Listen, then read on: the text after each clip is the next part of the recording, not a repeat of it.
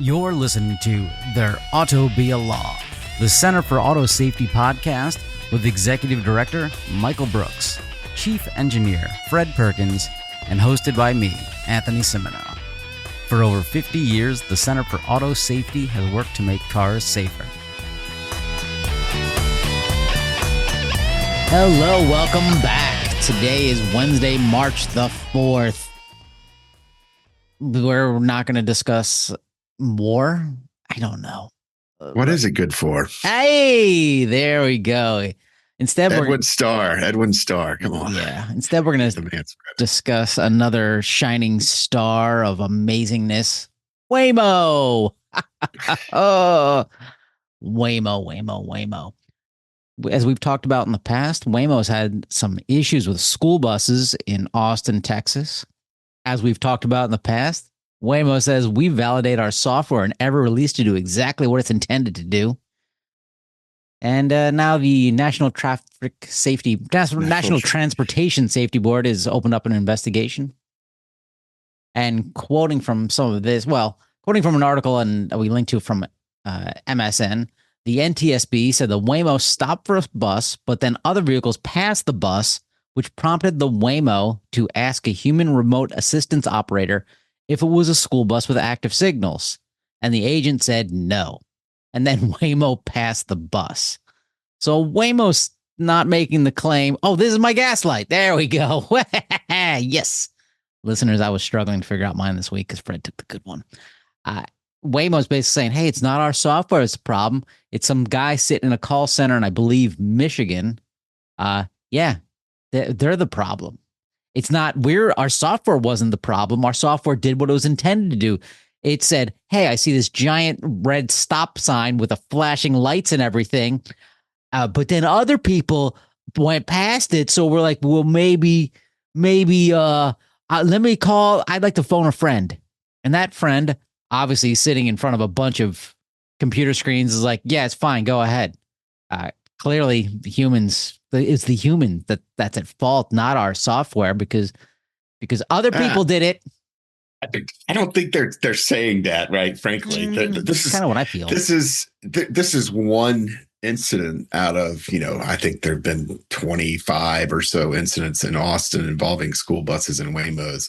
This is one incident where a remote, whatever they want to call them, driver operator assistant is consulted, right? Being consulted and apparently made the improper decision. The remote person was asked a question by the Waymo vehicle saying, hey, is this a school bus with active signals, according to the NTSB's preliminary report? And then after another passenger vehicle passed the same bus in a separate lane, the remote assistance agent, which was located in Michigan, said no to that question, when the responsible answer would have been yes. So there's some questions here about, does the remote assistance agent, as Waymo call it, have access to the vehicle's cameras, appropriate, or the ability to evaluate whether the bus was signaling that, or had its stop arm out and that vehicles had to stop. It raises other questions too, like when humans are behaving bad, does that influence the behavior of an autonomous vehicle, which is certainly problematic. The last thing we want autonomous vehicles doing is mimicking unsafe behaviors of vehicles. And so there are a lot of things going on here involving some of the issues we've seen. We've seen the autonomous driving software that Waymo has deployed struggle around school buses. Clearly, here we see the interface between remote operations and real time on the road safety decisions being made improperly. So we see kind of the human factor failure side of things in Waymo, and there's just a lot of questions here, particularly because Waymo is continuing to struggle with the presence of school buses and doesn't seem to be able to fix that in a manner that would, eliminate the problem. And at the same time are refusing to, restrict their vehicles from operating in the presence of school buses, which is certainly something they could do to prevent this from happening until they develop a fix that works. When I see what happened is the Waymo was smart, quotes unquote, to stop behind the school bus and recognize that there was a stop arm there. And then it's like, well, all these other people broke the law. Can I ask my owner if I can break the law as well? Yeah. Which is insane. I mean, as you pointed out, and then Waymo's just like, it was fine. There was no one, it did what it did, but this guy in Michigan told us it was okay, so we blame him.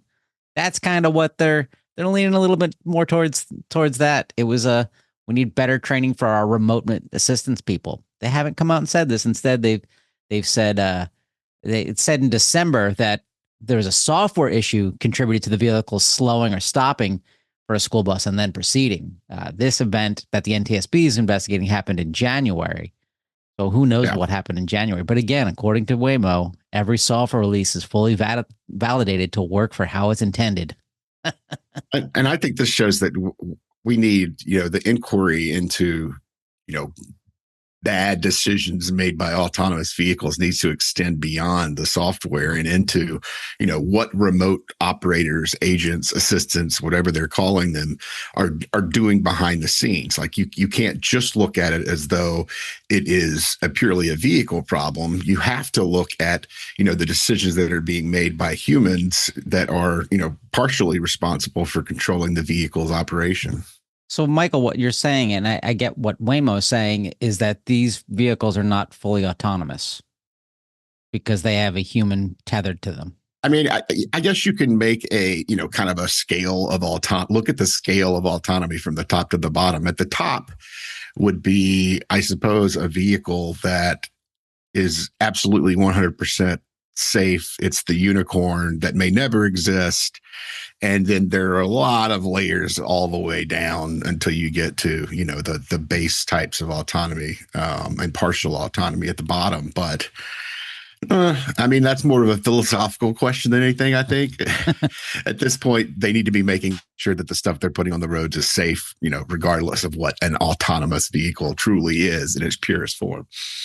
Well, remember, there's also a lesson here for artificial intelligence, because this is exactly what AI does.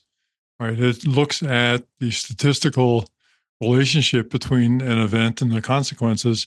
And in this case, the human being looked at 6 Texas drivers, I guess that was the number, going past the school bus with his flashing lights on and said, well, hell, that's, 6-1. I think that we got to go with the odds here. So it told the Waymo to go right ahead.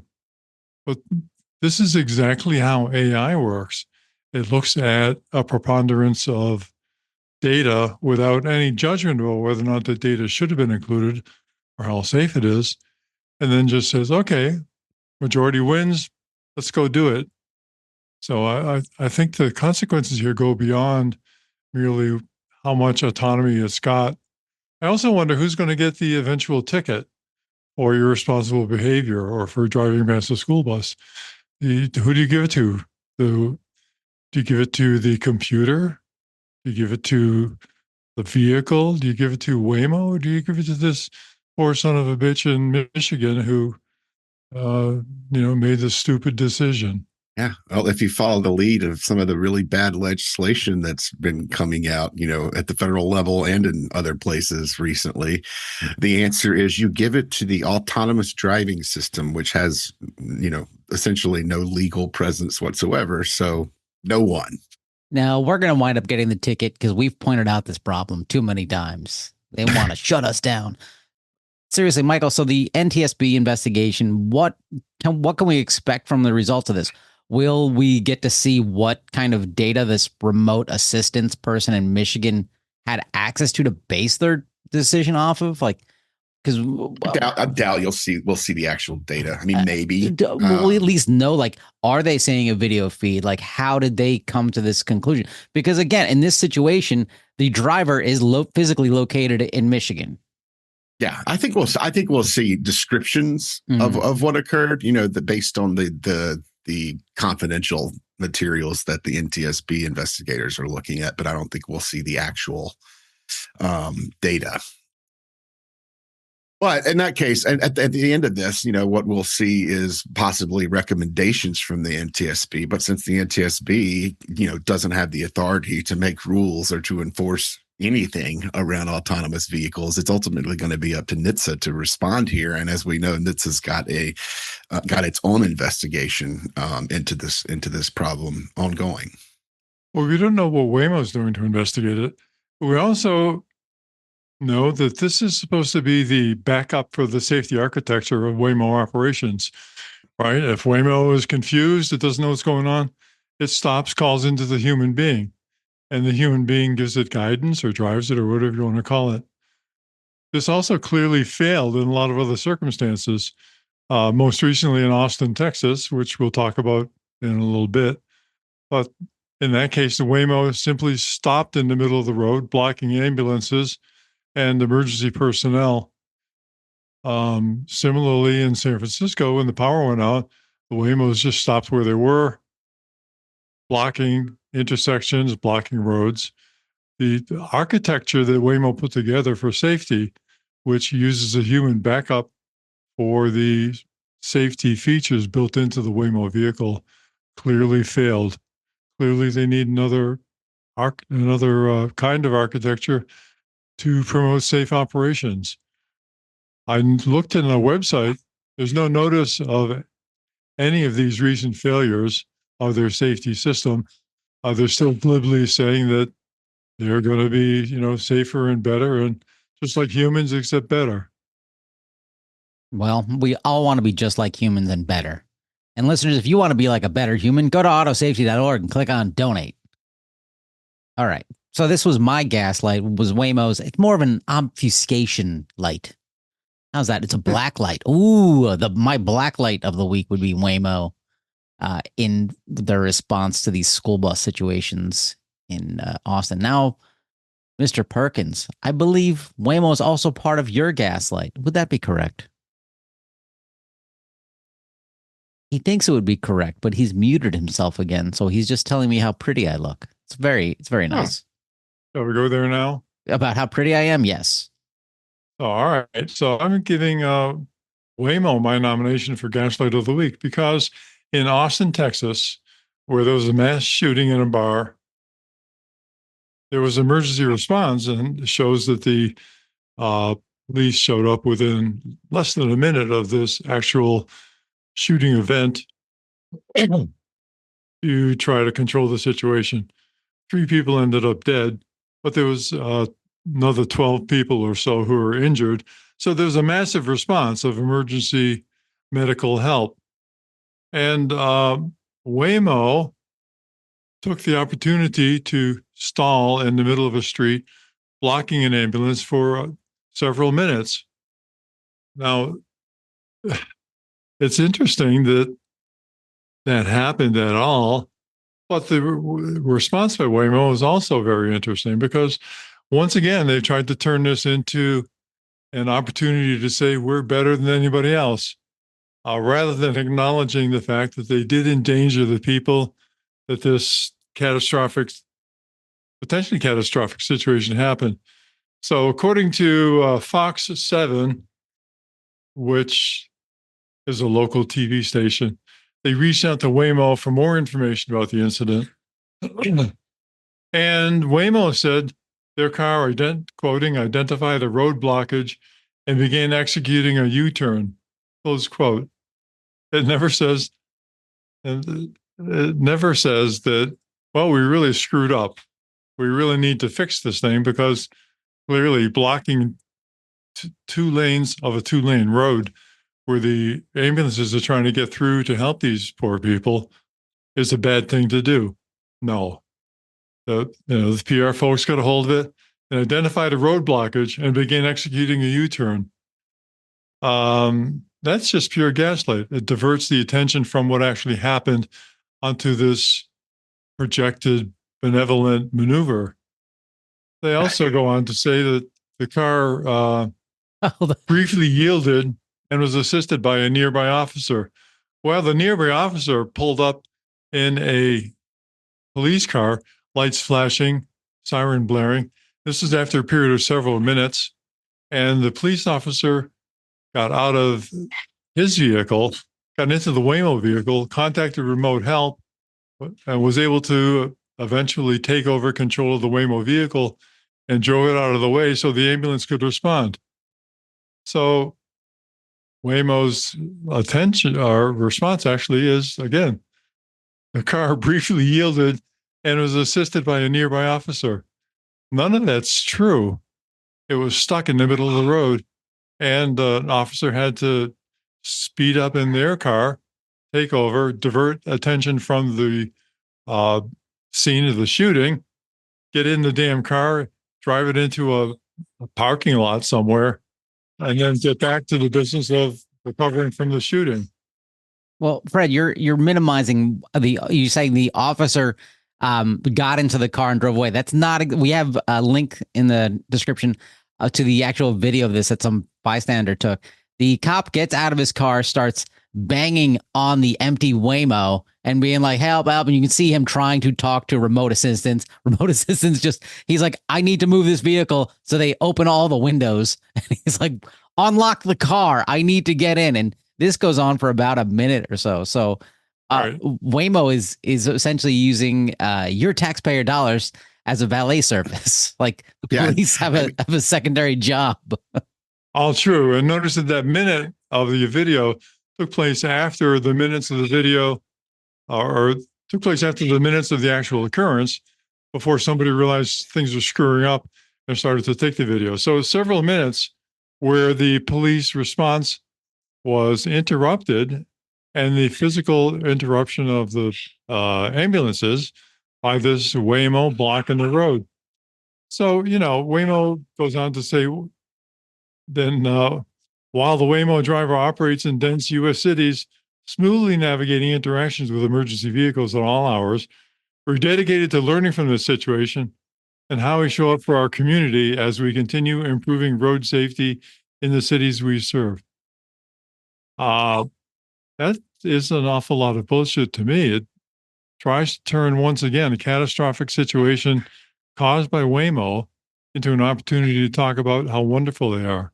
This is just like the Santa Monica situation where they ran into a kid and then created this imaginary human response to say that, well, we're better than this imaginary human being, so we're awfully good. Compounding those two, but focusing on Austin, I clearly give them my Gaslight of the Week nomination. That's good. That's good. And also interesting here is that, a lot of autonomous vehicles that are, level 4 equipped and are being tested on America's roads don't have a control system that a police officer could have gotten in and moved the vehicle. So I guess we're lucky that Waymo is only testing this on FMVSS certified vehicles that have steering wheels and braking systems and human controls. Otherwise, who knows how long it would have taken to move it. The EMS folks in Austin have since come out and said, that this incident didn't impact their response to the shooting. However, it's a clear red flag. Yeah, I love that Waymo's not only employing tow truck drivers to close their doors, but now they're just letting the police, interrupt their vehicles, their day to move vehicles on their behalf. Sure. What better thing does the police have to do in the scene of a mass shooting than to, clear the roads from stalled Waymos? Right. If you happen to work for Waymo's PR team, are you feeling tired and exhausted? If so, write to us at contact@autosafety and we'd love to chat with you, because I think even their PR team is just like, oh God, I don't know how we get out of this one, because their PR responses are kind of going downhill. Well, I mean, at some point, the more things that happen, I think that they're less likely to address each and every incident, right? Just because of the workload, and the more you scale this technology, right, you're going to have even more issues to deal with. Hopefully, none of them are deadly or and hopefully they correct this stuff over time. But as of now, it's somewhat concerning that Waymo was not more willing to take this on and address it, mainly presenting it as we saw these emergency response and we immediately begin to take a U-turn first, and leaving out the fact that you really only took an L turn and then blocked the entire road, right? Yeah. So I think they really need to be a little more forthcoming in their assessment and their description of these things, because the rest of us are functionally clueless and are relying on videos and other things.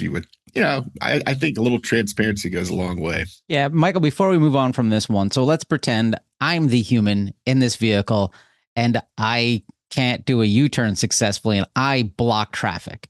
And I just sit there and people honk at me, and eventually a cop comes along, bangs on the door, move your vehicle, move your vehicle. I respond just by opening all the windows. Yeah, you're getting dragged out of the car.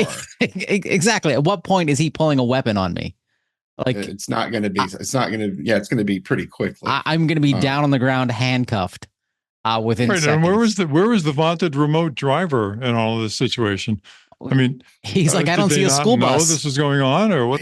He was unlocking the doors and allowing the officer to access. And I'm sure that they've got the vehicle locked and inoperable by a human most of the time. That could pose its own range of safety problems, right? They've got all these damn cameras and LiDARs and all this sort of stuff. And, there must have been some awareness that there was an ambulance with flashing lights and siren running next to the car saying, get the hell out of the way.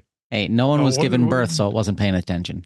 Was it maybe coffee break time in Novi? It could be. But Michael, the question is, again, there's a human in this vehicle. Not only are they being dragged out of the car, being handcuffed, taken away because, hey, are you part of this active shooter investigation? They're going to jail. So you're going to jail for doing this. And on part of that, I imagine minimum points on my license, if not total revocation of my license.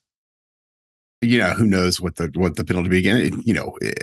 If you're purposely obstructing an emergency response, failing to yield to the blue lights and all that stuff, I mean, you're in for a world of hurt legally.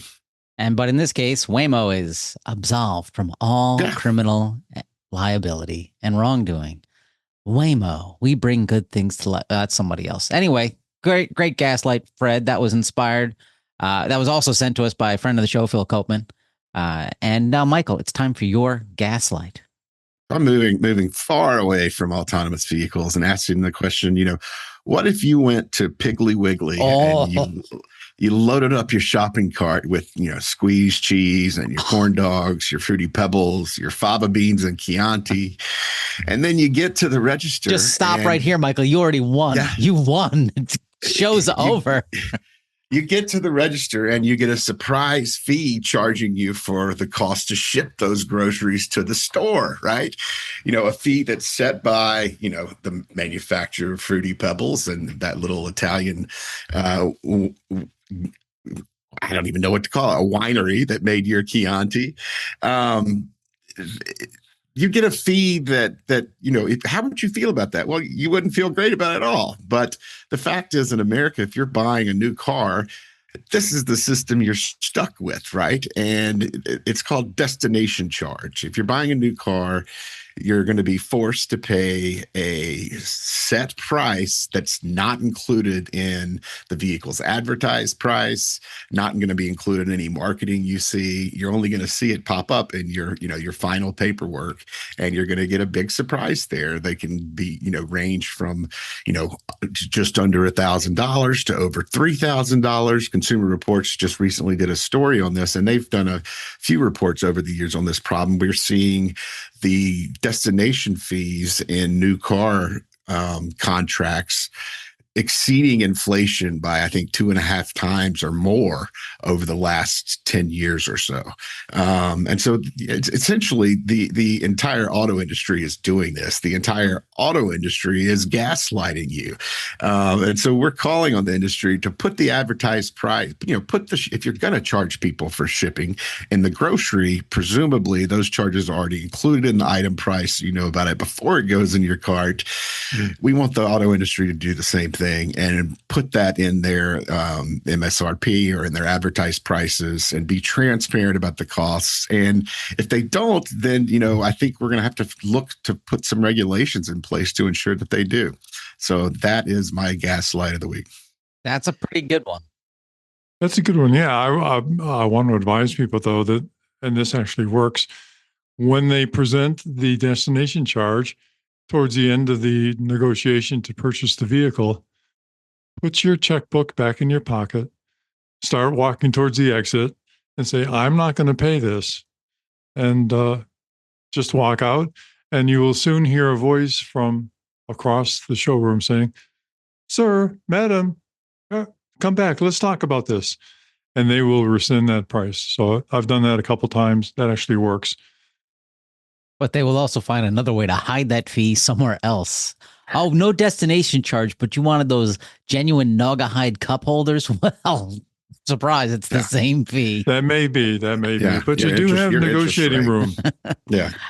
So, Michael, that was a good one. And your opening, top notch. Amazing. You would have won, but your issue really not related to safety, except for the safety of the consumer's wallet. So this week, Fred Perkins, you win.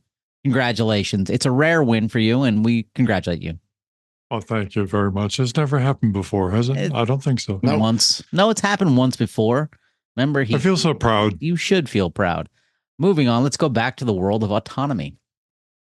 This is, sorry. This is the world we live in, okay? So this is from the Honolulu Star Advertiser, and it's an article talking about how car makers are pushing for eyes-off driving, despite safety, liability questions. I don't know if this is actually true.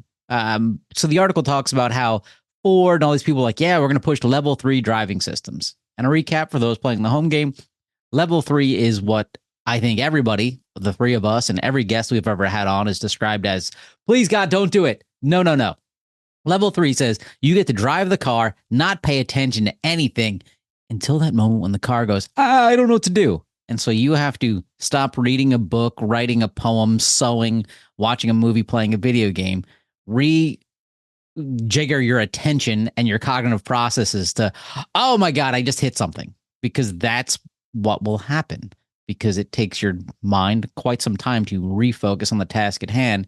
The task at hand being driving anywhere from 30 miles per hour to infinity. But so the automakers, I don't know how much they really want to do this. Quoting from this article, I'm going to quote somebody. Those car makers who have attempted an L3 system and the consumers who've tried it are finding that the juice isn't worth the squeeze, said John Krafsik, the former CEO of Waymo. So if the former head of Waymo being like, yeah, don't do level 3. It's not good. And I think he was around when Waymo said that, having a human, monitoring that type of system just wasn't the direction they were going to continue in when they decided to go straight to level 4. And interesting enough, he's a current board member of Rivian. So I assume that Rivian will not do a level 3 system either. I don't, here's the thing about all this. If automakers are deploying these level 2+++ systems or whatever you want to call them, a la Tesla, that functionally, we're seeing reports from all over now that people are hopping into their Tesla in their garage and putting in a destination and not touching the steering wheel or anything all the way to that destination. If drivers are already able to put that out at level 2 legally across the country and then blame the drivers when something goes wrong, why would they ever build a level 3 that might implicate them in a higher grade of liability? I don't know, because Mercedes was doing this in Nevada, and they had there was like unlimited roads at speeds up to 30 miles per hour, 35. So we know if there's a crash, the chance of fatality drops dramatically. Yeah, and it was only in like heavy traffic situations It had to be where following you essentially a car. could follow the car in front of you, and it was, there was, a limited spot in Nevada where that could work. Maybe also in California. I think there was the possibility that they could get these vehicles deployed. But, when your market's that small, it's very difficult to pursue those types of ambitions versus the ability to scale them across the United States. Well, also noting that Mercedes is giving up on that. And going straight to level 2. which is, I think our fear in all this is that we're going to see the similar technologies that would have been deployed at level 3 with presumably more regulation around the companies doing so, now deployed in level 2, where we've seen the federal and state governments fail to appropriately regulate safety for a decade now. So the main issue with even these enhanced level 2++++ systems versus a level 3, because as you're saying, they're functionally the same thing. Is it almost down to marketing, whereas level 3 saying stop paying attention, and level 2++++ saying, well, in the manual it says you have to pay attention all the time? Is it?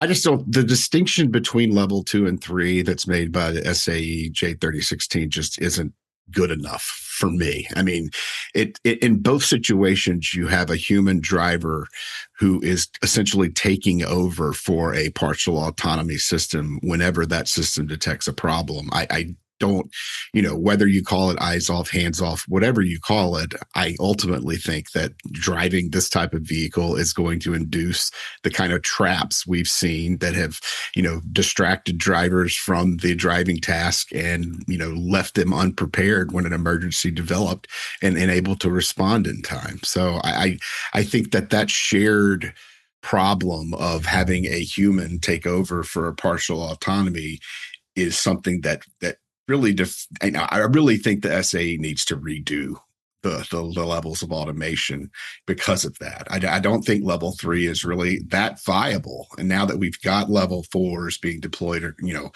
across the country, and it looks like that's where a lot of the major players like Waymo and others are going. And now that, we've failed essentially to appropriately regulate safety in the higher levels of level 2, I really think we need to take a look at, splitting level 2 into, the more adaptive cruise control types of situations to another level that includes vehicles that can actually steer themselves and take corners and things like that.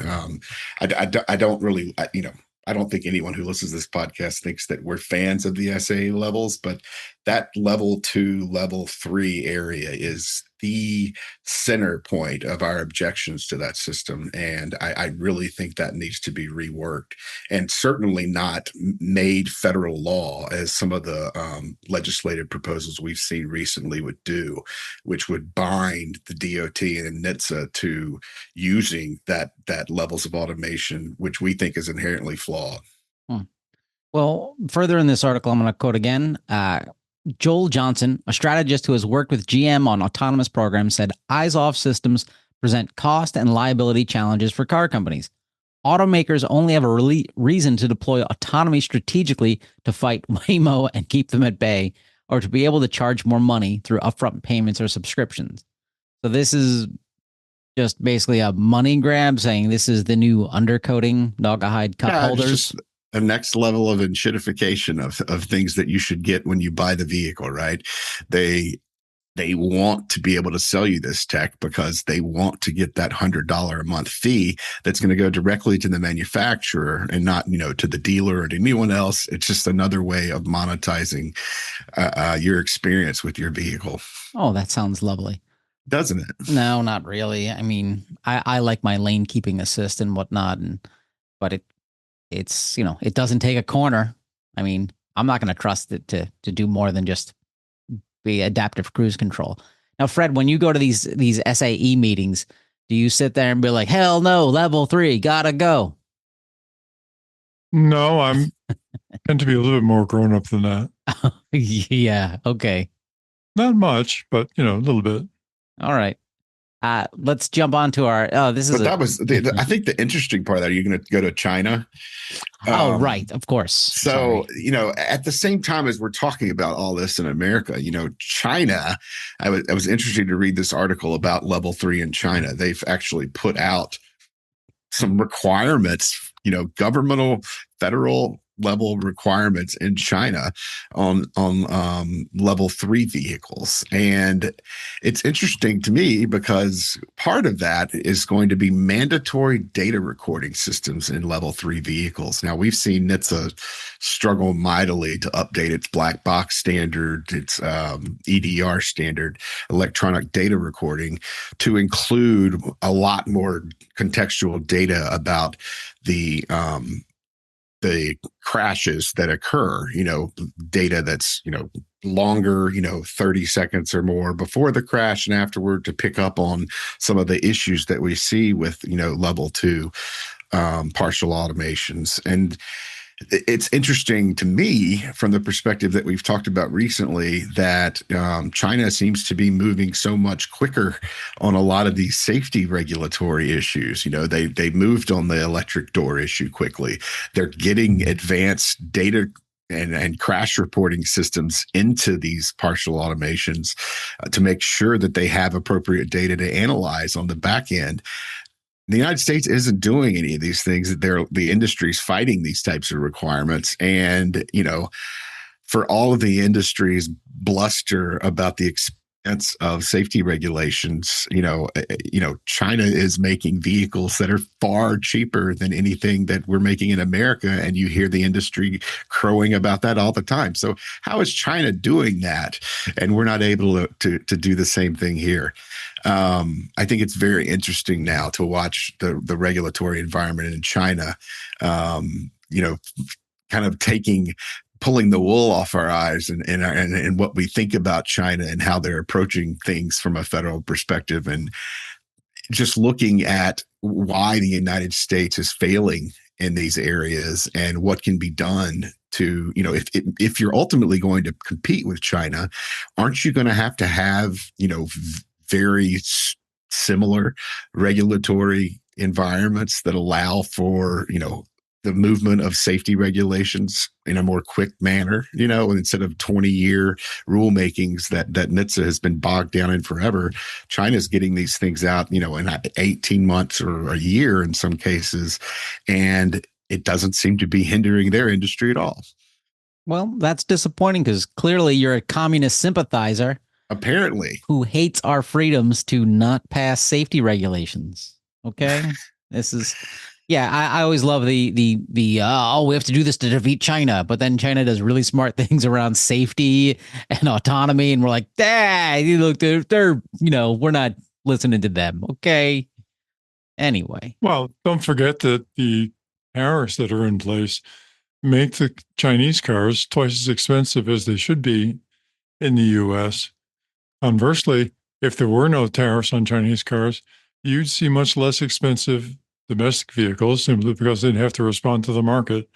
So it's not just the safety, it's also the economy. So there's some kind of unholy cabal between the industry and the government that's not only inflating prices, but also degrading safety for American consumers.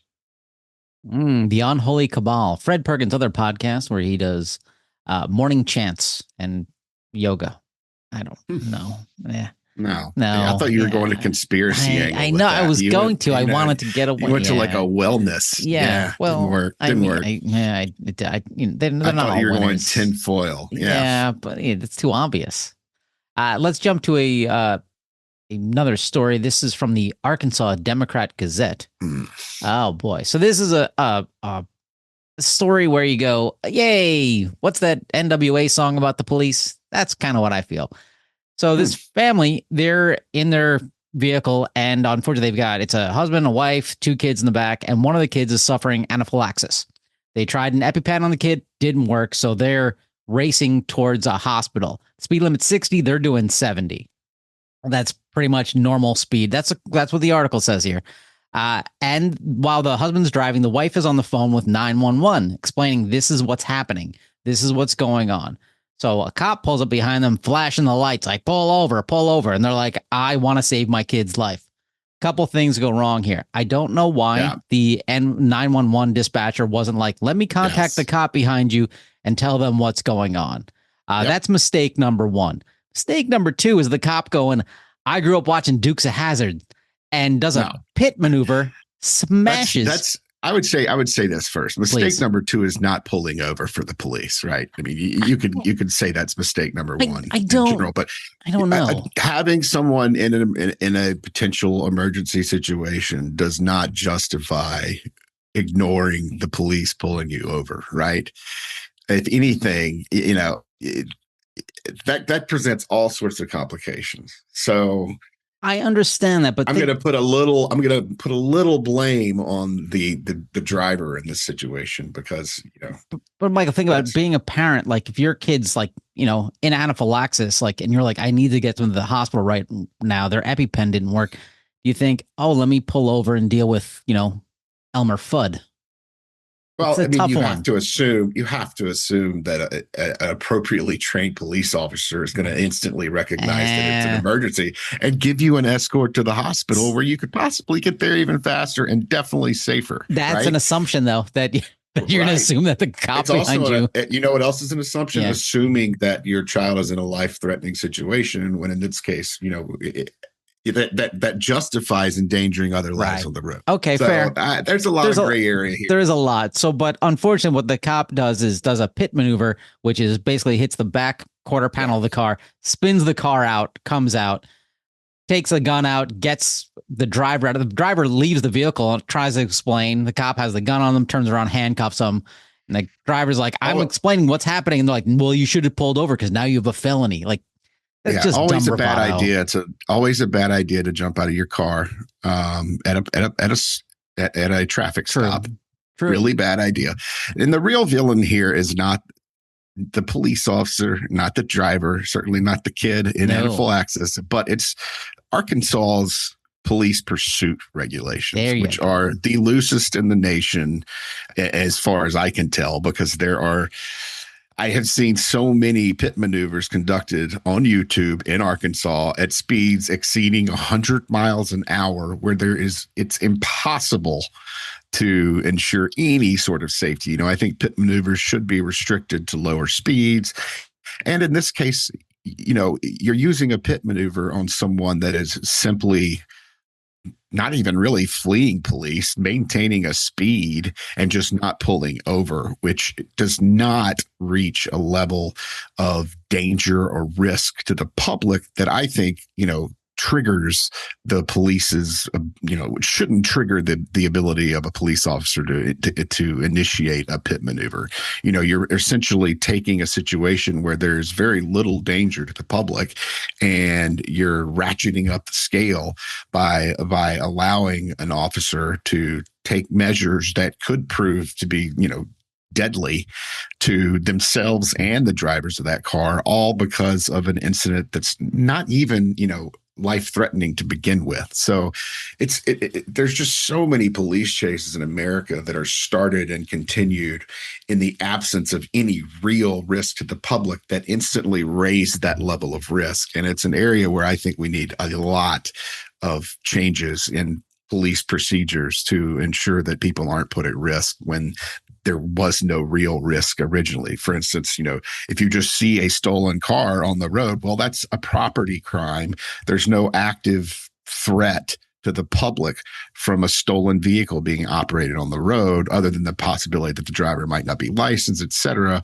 But if you don't have a situation where, there's someone threatening the lives of the safety of others actively, I just think that pit maneuvers and all sorts of police pursuit policies need to reflect that and need to be dialed back and stop focusing so much on catching the offender versus ensuring the safety of the surrounding community. Yeah, because again, in this situation, 10 miles per hour over the speed limit, allegedly. And they had their hazard lights on too. I mean, I think if you're a cop, you can see, oh, this is I can see emergency. This is family in there, emergency. Instead of hitting them from behind, let me pull up alongside and be like, get over and point over. I had a cop do that to me once. Even in the worst case here, you could have followed them to the hospital, right? Right. And taking care of that. If they weren't driving erratically or trying to evade the officer, then there's no reason to use a pit maneuver in that circumstance. And again, the 911 dispatcher should have intervened immediately.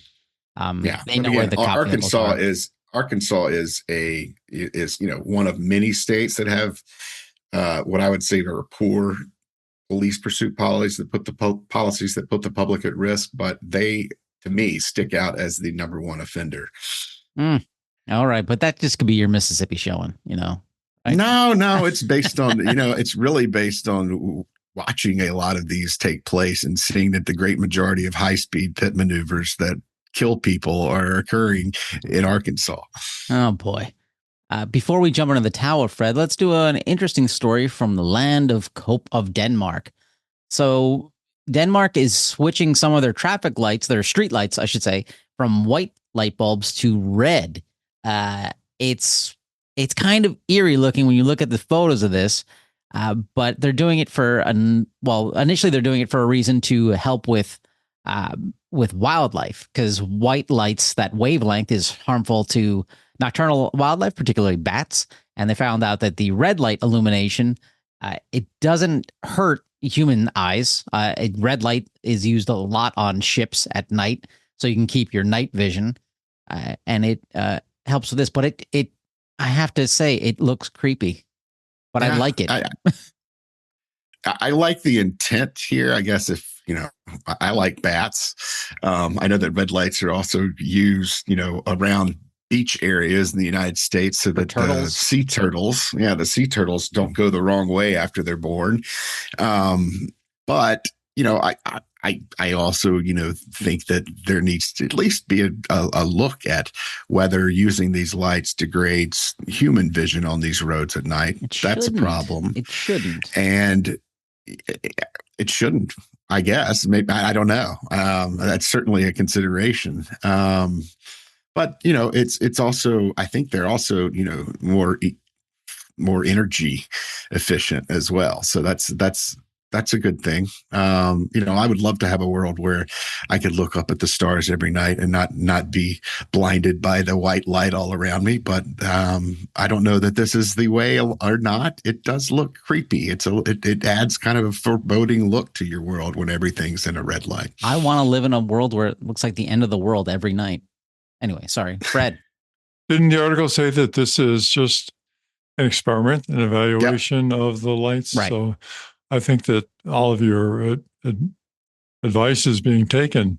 Yeah. Thank you. Congratulations. I'm glad they listened to us in Denmark. I know. I don't know. International men of mystery. Yeah. All right. So this is 3 votes for taking over Greenland. Right? Oh, no. Sorry. No. All right. With that, Mr. Perkins, let's get down. We're doing more ODD this week? Is that what my notes are telling me? No. No? My notes are a lie. Your notes We're are exploring faith-based engineering. Typically, engineering is based upon numbers and objective criterion, but it turns out that a lot of the enthusiasm for autonomous vehicles and self-driving vehicles and hands-off and all that sort of stuff is basically originated with faith-based engineering. And this is related to public relations because people state things as though they're true, and then they try to interpret the facts according to their belief of what ought to be. So I'll give you a couple of examples here. Faith-based engineering. Waymo says, at Waymo, we believe the status quo of road safety is unacceptable. Autonomous driving technology can save lives and improve mobility for all. Well, there's no proof for any of that. Right? The only objective data that's been taken so far that I've seen says that the self-driving vehicles by Waymo are something like 4 times as likely as human drivers to be involved in a collision. But, if your belief is that you're going to save lives and everything's going to be better in the future, then of course that's what you're going to do. Zoox chimes in with their own faith-based engineering criterion. They say Zoox combines advanced AI and precise engineering to deliver a safe and comfortable ride every time. Again, no objective data supports that at all, but they state it as though it's revealed wisdom.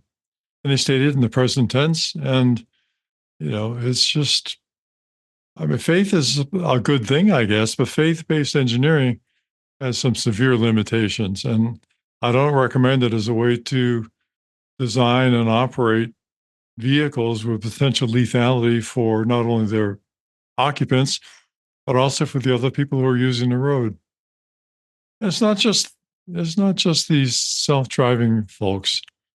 Ford says on their website that Ford Blue Cruise enables hands-free highway driving that helps make driving easier and more enjoyable. Okay, Wait, that's you're in a great Ford, statement. right?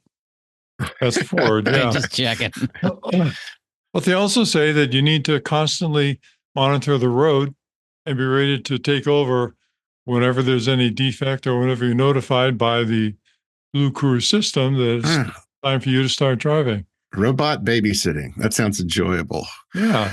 So how does it make driving easier when you need to do all of the driving tasks associated with situational awareness and also monitor the computer over which you have very limited insight?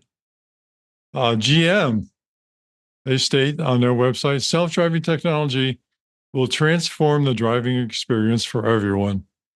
We're building a future where autonomous vehicles are designed to help give precious time back to people and make driving safer, easier, and more enjoyable.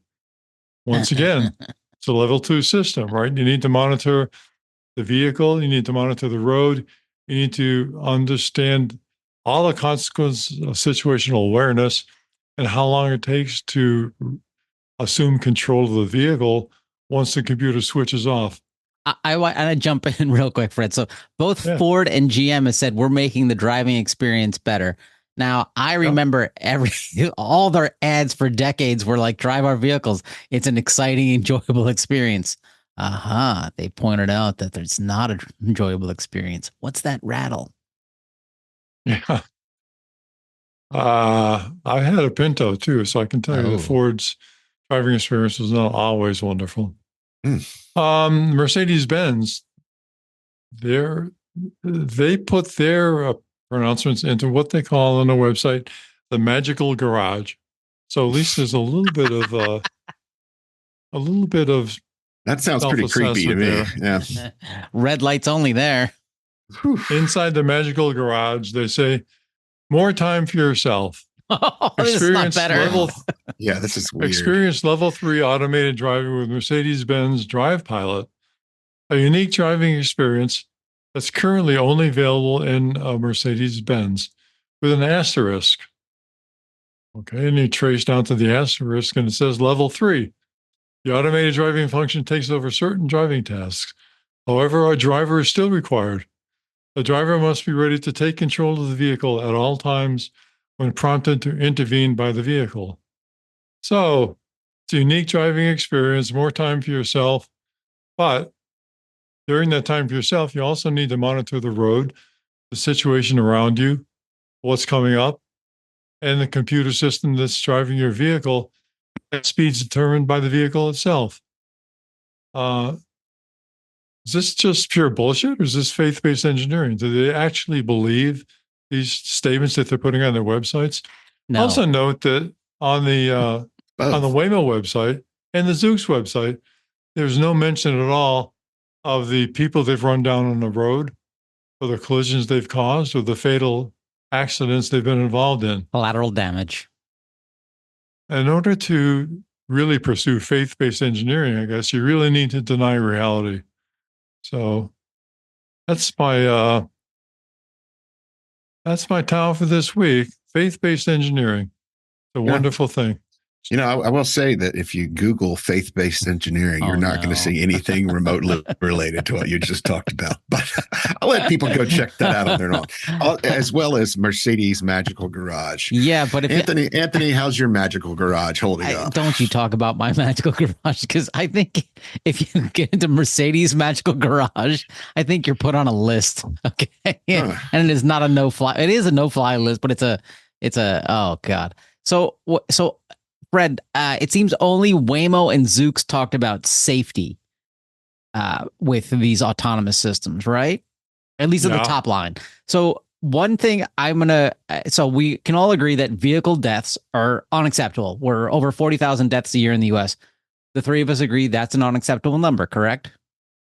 I agree with that. Absolutely. Okay. So Waymo and Zooks, instead of taking probably an entry-level engineering class and learning about Occam's razor, decide, hey, let's build all this stuff to solve that problem. Instead, hey, vehicle deaths are unacceptable. We agree. Make the speed limit 50 miles per hour. You just saved thousands of people's lives. Requires 6 months of driver training before anyone gets a driver's license. Yeah, I think that's our number one objection to kind of this crap coming out of the autonomous vehicle industry is that autonomous vehicles are a very long play. I mean, we see a few thousand driving around in major cities right now, but the chances of them expanding to rural populations are very small in the near future. Meanwhile, we've got multiple ways of addressing those fatalities via technology, via state and federal laws that could bring down that number drastically Road and a design. whole lot faster. Yeah, a whole lot faster than autonomous vehicles ever will. And, yet we're continuing to see the industry, push back against mandating the systems that are actually going to ensure safety, whether it's speed prevention, impairment detection, driver monitoring, all these systems that are ready to go anytime now versus waiting another 30 years for this safety revolution that autonomous vehicles might bring us. So problems. Yeah. Well, NHTSA doesn't want to work any harder than they have to. And if they just say in the future, everything will be better, bring on these shiny new vehicles and everything will be fine, makes it pretty convenient for them to secure their own retirement without having to break a sweat. Well, that's where you get the state DMVs and state departments of transportation involved, and they can start fixing these things. Wouldn't that be wonderful? What a world. And now it's recalls. It is Vehicle Safety Recall Week. Everybody, I know, take out your banners. You've got your favorite recall printed up. You're out there at the parade, the vehicle recall parade. You're like, yay, Ford's winning because, they're winners. But the actual recalls, let's do it now. Oh, first up, Ford. 4,381,878 vehicles. Wow. Jim Farley. The 2023 to 2026 F600 SD, the F550 SD. These are a lot of buses, mediums, heavy vehicles, trucks, the F350. The only one I'm seeing here for people would get are, the 2027 Lincoln Navigator, the 2027 Expedition, the Ford Ranger, Maverick. Holy cow, this just goes on and on. Well, it's 4+ million vehicles. Yeah. So this is an inoperable trailer lighting and trailer braking function. This is a software vulnerability within the ITRM, which allows for a potential race condition to occur. Oh, no one likes a race condition. Customers will see a pop-up message on the instrument panel cluster indicating a trailer brake module fault, and the turn signal telltale will flash fast. Additionally, a blind spot system default may appear on the instrument control panel. So this is their trailer software is. Yeah, we talked about, there was a recall that Ford did. I think it was in December, somewhere around that time frame that included a lot fewer vehicles, and I think it was the same problem. And NHTSA went in and said, "Hey," when they were in the middle of their monthly review in December, and NHTSA said, "Hey, there may be some more problems here." So Ford reopened the investigation and then came out with this much larger recall impacting a lot more vehicles. So NHTSA doing a good job there. Yay, NHTSA, good job. Next up, Kia, 85,448 vehicles. That's a lame number, not even close to Ford. 2025 Kia Telluride. Due to an improper manufacturing of the power seatback recliner by the supplier, the front seatbacks may not adequately restrain the occupant in certain rear impact collisions. Oh no, that's not great. You may hear a loose front seatback and or grinding noise when reclining the front seatback. Ooh. Yeah, isn't it great when convenience of a power seat back recliner gets in the way of your actual safety, which is why the seat's there in the first place for many reasons. And it looks like this, there's not a lot of description here on exactly what the problem is, but typically in a rear impact, what we'll see is the potential for the seat to collapse, to some extent, and then the passenger can submarine or come out from under their seat belt, which introduces all sorts of bad complications. And it looks like this one's going to be able to be fixed sometime later in April for owners. And it looks like they're going to replace the whole seat back frame. So that's April maybe seems maybe a little early for the date you'll actually be able to get this done on your vehicle, but it should be coming up in the second quarter of next year at some point. This year. Second quarter this year or next year? This year. Yeah, I'm all over it this year. It's okay. Yeah. And November, mixing things up. It's going to be tough for Key to hit this deadline because, the kids that make this stuff, they have to go on summer break, don't they? Or spring break. Anyway. Good one. Yeah. Thank you. Last recall, Subaru, 69,153 vehicles, the 2026 Subaru Crosstrek Hybrid, the Forester Hybrid, the 2025 model. Fuel leak. Gasoline may leak due to insufficient sealing between the fuel cap housing and the fuel cap gasket. Wait, so this is I fill my tank up and I can't close the little thing? It looks like you fill your tank up and then, the temperatures rise. And so the fuel expands and that allows the fuel to leak from, an unsealed fuel filler cap. And the fuel filler cap is that thing that I take off to put gas in, right? I want to make sure it's not something else. Yep. Okay, and you turn it till it clicks and then you stop. That's it. All right. Oh, wait. So is this just caused by people? Because I see people do if I'm in New Jersey and they have to fill up my tank, the gas nozzle will automatically shut off when it's full, but then the attendant, for whatever reason, is like, I'm going to put some more in. Yeah, you don't want to do that. I don't do that. But yeah. Why do they do that? Is this just a dude thing?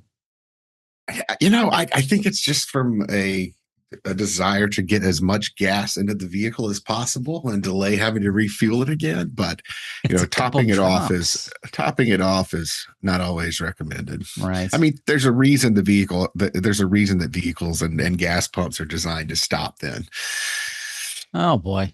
And with that, ladies and gentlemen, yes. Cars are built with an expansion tank so that if you stop normally, just let it switch off by itself. There's an empty volume that is useful for the expansion of the fuel when it gets warmer, without having to push against the gas cap. But if you overfill it, which people do when it first pops off, and then you want to put some more in, you tend to fill up that expansion tank, and so then the fuel's got nowhere to go except out through the cap. Don't overfill your tank. I guess the other side of this is if your cap's on too tight and the fuel expands, you'll see what we've seen in a few other recalls where there's a problem with the tank being damaged. Yeah, that can happen too. Yeah. I've seen that with some politician. It looks like their cap's on too tight. With that, ladies and gentlemen, thanks for joining us. Go to autosafety.org, click on donate. If you're Waymo's PR department, click on donate. And with that, we'll be back next week. Bye-bye. Bye-bye. Thank you. For more information, visit www.autosafety.org.